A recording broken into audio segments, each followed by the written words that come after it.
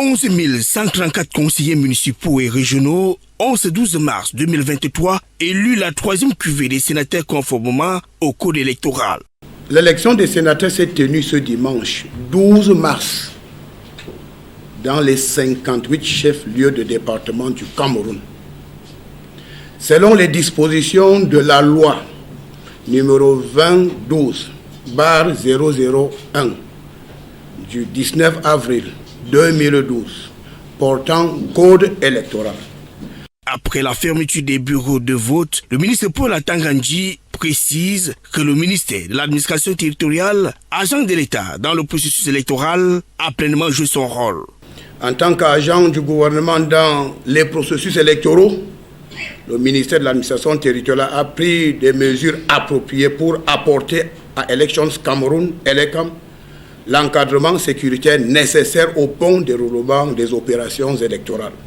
Pour l'instant, les autorités administratives des 58 départements du pays ne signalent aucun fait majeur de nature à porter atteinte à la crédibilité des résultats de ce scrutin lorsqu'ils seront publiés par les instances compétentes. Sur l'ensemble du territoire national, le scrutin s'est bien déroulé. Globalement, l'élection des sénateurs s'est déroulée ce dimanche dans un climat de paix et de sécurité dans toutes les circonscriptions administratives.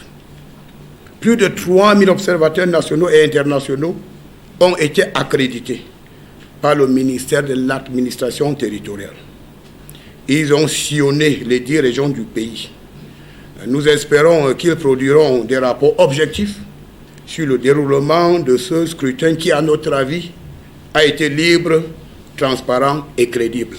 Le ministre de l'administration territoriale Paul Atanga-Ndji demande aux différents candidats d'accepter le verdict des urnes le moment venu.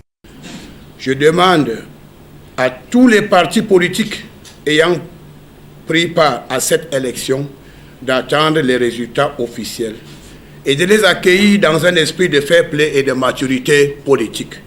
Après cette étape consacrée au vote à travers les urnes, la suite du processus électoral est assurée par l'ELECAM et le Conseil constitutionnel.